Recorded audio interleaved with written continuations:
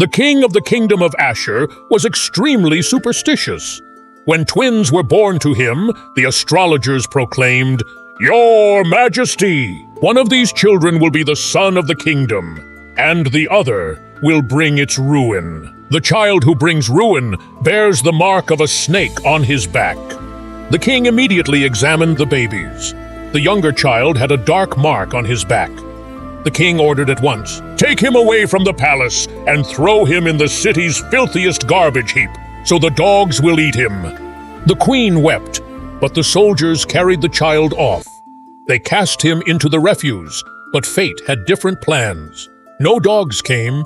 Instead, a childless, dark magic-knowing beggar arrived. He saw the mark on the child's back and smiled. "This is not garbage," he said. "This will become my weapon." 25 years passed.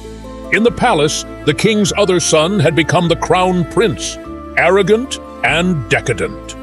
The kingdom was weakening, and the king was growing old. Suddenly, a strange illness spread through the city for which there was no cure. People writhed and died. Then, a masked healer appeared at the palace gates, claiming he could cure both the king's ailment and the city's plague. His name was Zavier. Zavier healed the king, who regained his health. The king was so impressed that he made Zavier his personal royal advisor. Zavier was courteous and charming, but there was an odd chill in his eyes. Now the twist. Zavier did not raise a sword. He simply began to whisper into ears. He convinced the crown prince that the king intended to remove him and hand the throne to another. He supplied the king with evidence that his son was plotting to poison him. A wall of suspicion rose between father and son.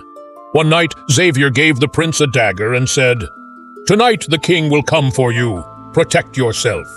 At the same time, he told the king, "Tonight the prince will come to your chamber with a dagger." The outcome was horrific. In the dark, father and son clashed. The terrified king drove his sword into his own son's chest. After his son's death, the king descended into madness. The kingdom began to fall apart.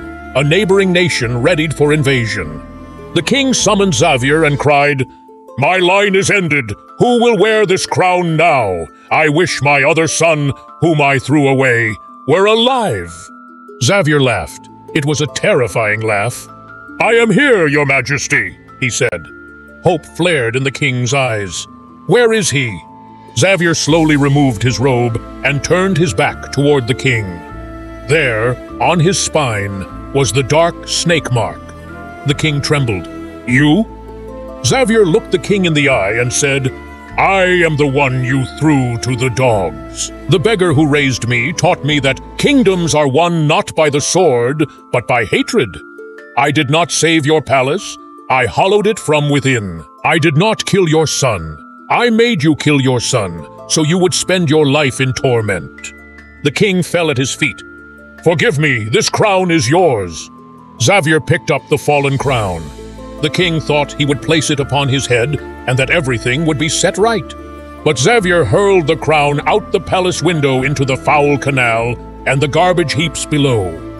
As Zavier left the palace, he said, "What began in the garbage should end there as well. I am an heir, certainly, but not to this filthy throne. I am heir to my freedom." Zavier walked away, and the king remained in his empty palace, a living corpse.